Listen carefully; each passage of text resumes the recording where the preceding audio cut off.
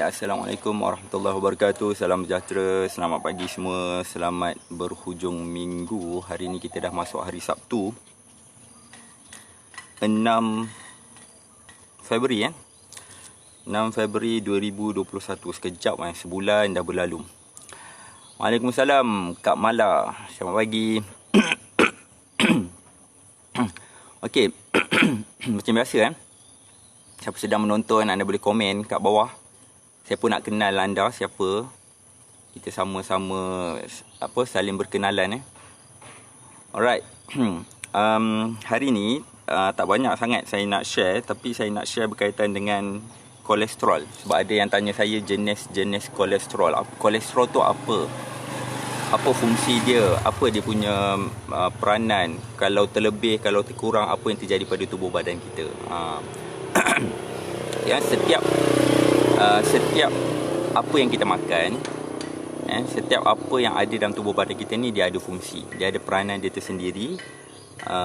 Yang mana bila kata ada fungsi itu hanya berperanan bila jumlah yang ada dalam tubuh badan kita ni tak kurang tak lebih, mengam-ngam. Contohnya kita ada darah merah, kita ada darah putih, darah merah, plasma darah. Tak boleh terlebih, tak boleh terkurang. Platelet contohnya. Fungsi platelet untuk pembekuan darah kita. Tak boleh terlebih, tak boleh terkurang. Kalau terkurang, bahaya.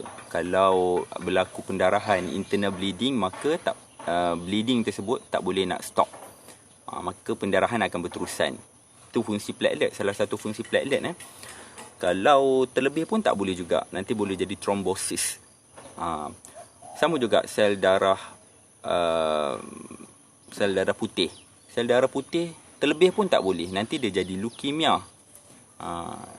Sel darah putih kalau terlebih dia jadi leukemia. Terkurang pun tak boleh, nanti antibody dalam tubuh badan kita tak kuat. Sebab sel darah putih itu sendiri merupakan antibody. Sama juga sel darah merah, kalau terkurang pun tak boleh, nanti dapat penyakit anemia. Oksigen tak boleh nak dibawa masuk. Nak angkut oksigen tu perlu sel darah merah yang kita panggil erythrocyte. Erythrocyte. So dia fungsi dia untuk bawa oksigen. Sedia umpama teksi. Kalau terlebih pun tak boleh juga, nanti dapat penyakit lain pula. So tak boleh terlebih, tak boleh terkurang. Kolesterol macam tu juga, tak boleh terlebih, tak boleh terkurang. Jadi sebelum saya nak cerita jenis-jenis kolesterol, kolesterol ni dia ada 2, 3, 4 jenis. Saya boleh katakan 4 jenis lah. Secara general 4 jenis. Dapat daripada mana kolesterol? Kolesterol dapat dari haiwan. Sumber dia adalah haiwan. Apa-apa jenis haiwan yang kita makan ada kolesterol. Sama ada sikit ataupun banyak lah. Okay. Daging merah lebih banyak kolesterol berbanding daging putih. Daging merah tu contohnya apa? Contohnya lembu, daging kambing, rusa kalau anda pernah makan rusa. Saya pernah makan rusa ke? Rasa pernah sekali. Kuda, pernah makan kuda? Saya pernah makan kuda dulu zaman sekolah rendah apa. Daging kuda rendang. Masak rendang apa? Tak silap saya lah. Betul. Di sekolah rendah tu pernah makan. Unta. Daging unta saya pernah makan dekat Mekah dulu. Tak berapa sedap lah, keras. Macam daging lembu tu dia macam keras sikit dan kasar sikit. Tapi boleh dimakan lah. Kari daging unta. Adakah platelet dalam range 300 lebih 300 lebih boleh menyebabkan darah pekat dan kena makan ubat cairkan darah? Kena tengok, biasanya 350 ke bawah masih okey. Dia yang biasanya ada masalah tu, dia boleh berlaku trombosis bila platelet dah angka 400 lebih, 500 lebih. Dia range normal biasanya 350 ke bawah. Okey. Okey. Jadi kolesterol ni kita dapat dari sumber haiwan. Kita dapat dari sumber haiwan. Ayam daging consider daging putih. Masih ada kolesterol tetapi tak sebanyak daging merah. Daging merah ni lebih banyak kolesterol, lebih banyak lemak. Okey.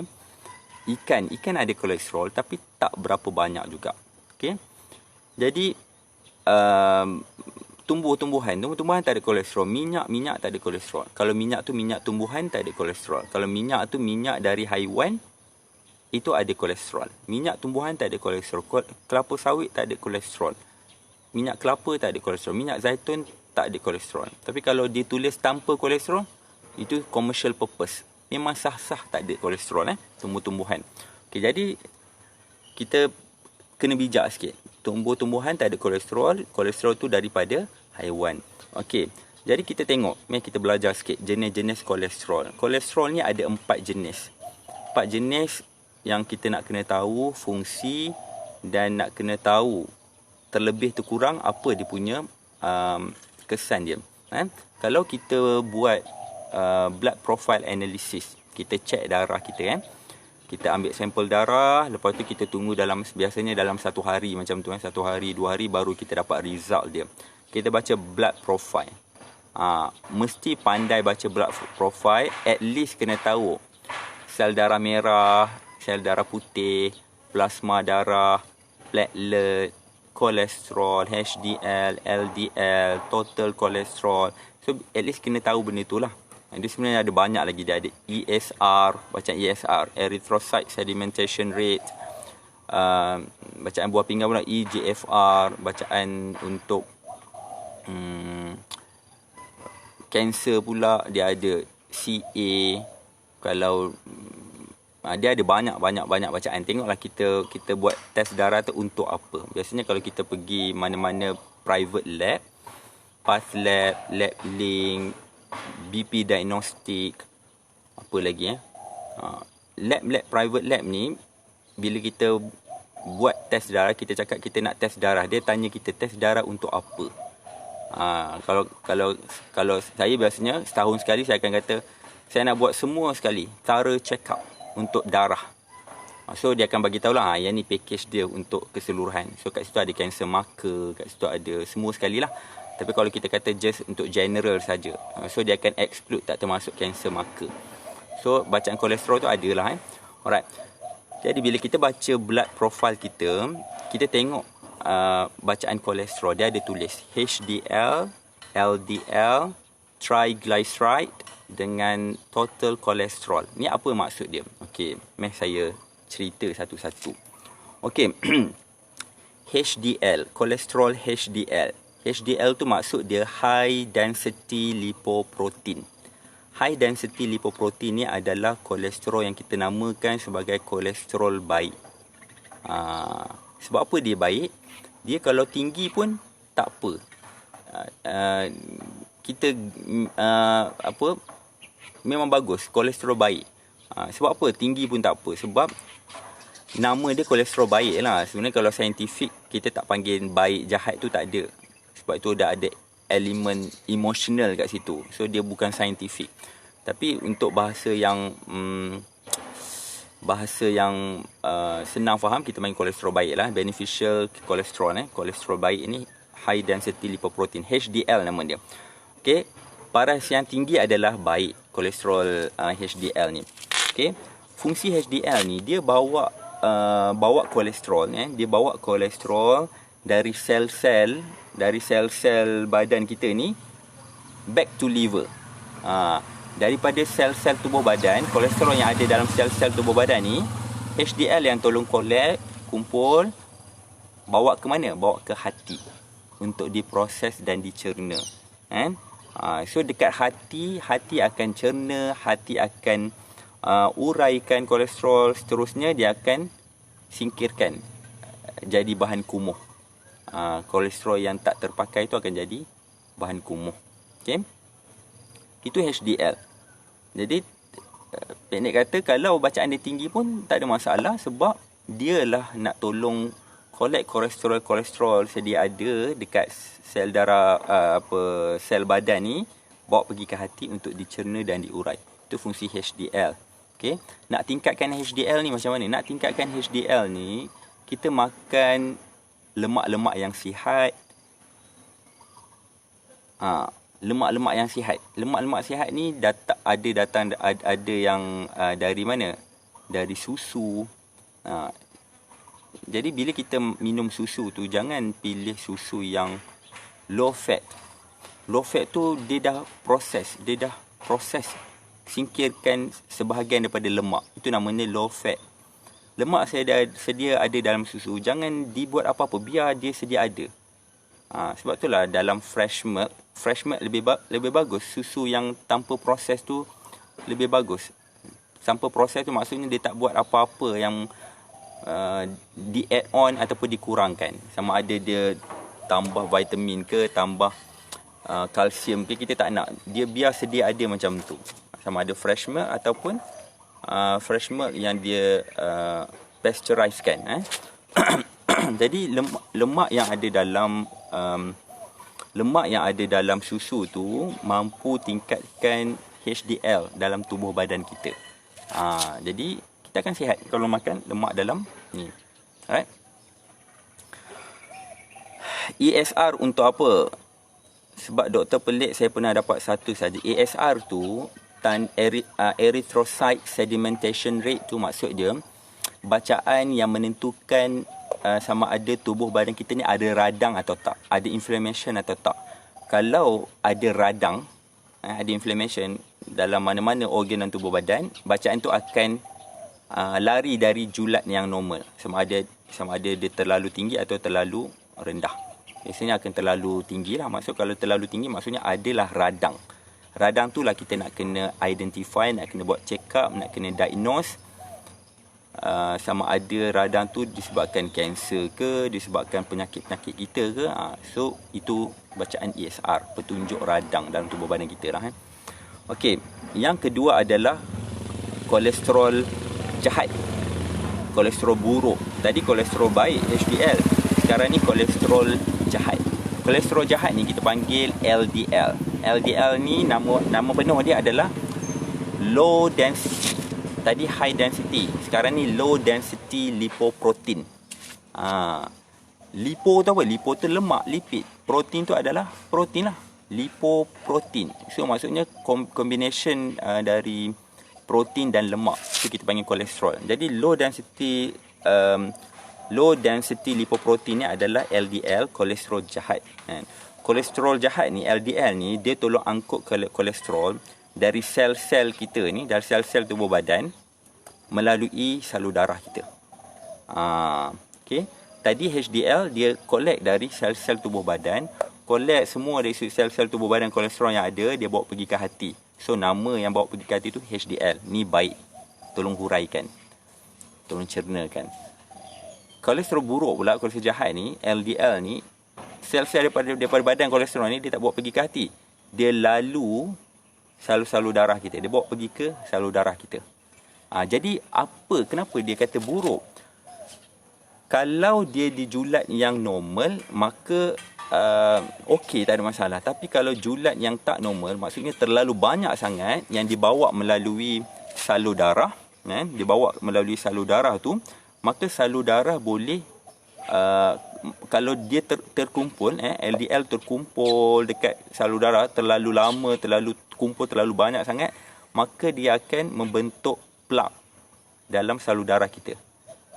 Umpama kata jalan raya tiba-tiba kita timbus pasir. Mula-mula pasir biasa.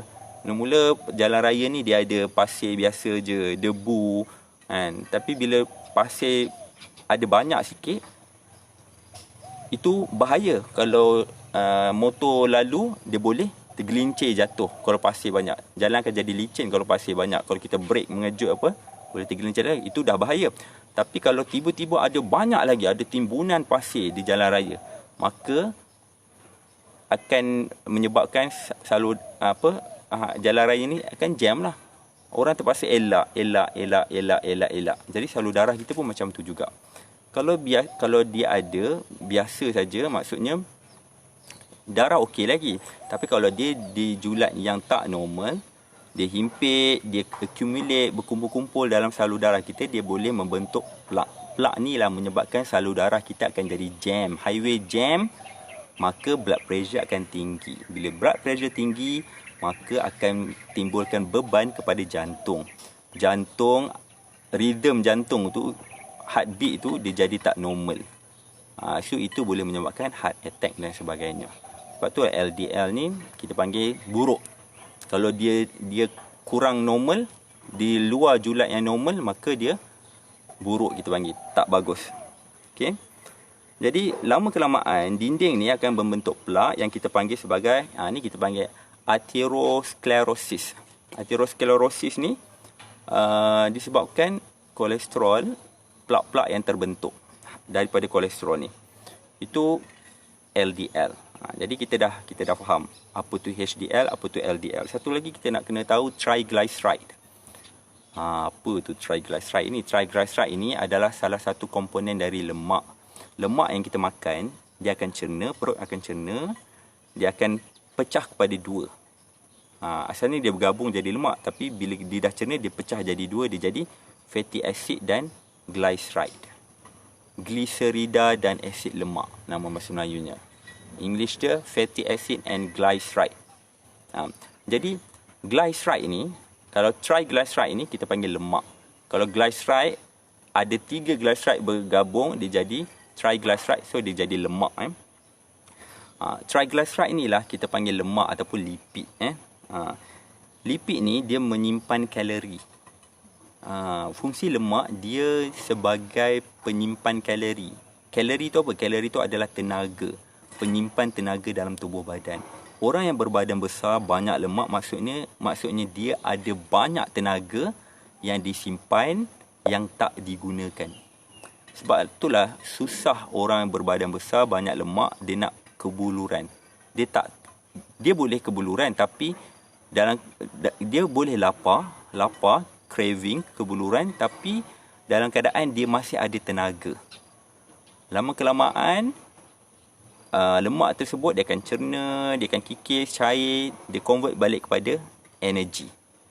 Maka kalau kita tak makan, so kita boleh jadi kuru disebabkan kalori yang simpanan dalam bentuk lemak tu, kalori disimpan dalam bentuk lemak tu, dia akan cair lah. Dia akan cerna jadi tenaga.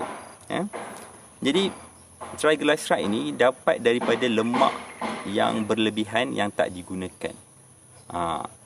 Anda kena ingat sebab apa seseorang tu berbadan besar, banyak lemak, sebab dia makan tetapi tenaga tu tak digunakan. Bila tenaga tak digunakan, tenaga yang tak digunakan akan disimpan dalam bentuk lemak. Jadi kita kena tahu lemak tu adalah tenaga yang tak digunakan. Sebab itulah kalau kita nak cairkan, kita kena gunakan. Macam mana nak guna? Kita kena bekerja, buat aktiviti fizikal. Saya pernah kata banyak kali dah, kalau nak bakar lemak, kalau kita nak turun berat badan ke atau nak turun lemak, ini dua benda yang berbeza. Nak turun berat badan, kita boleh singkirkan toksik, kita boleh singkirkan air dalam tubuh badan kita, kita boleh kurangkan muscle kita, otot, maka berat badan akan turun. Tetapi badan dia boleh jadi menggelebih. Dia tak jadi slim fit, dia jadi gelebih badan. Berat badan turun, tapi badan jadi gelebih. Tapi kalau anda nak turun lemak, badan akan jadi slim fit. Tetapi berat badan dia tak turun sampai 50 lebih, tak ada. Dia boleh jadi 60 kg juga, tapi badan slim fit.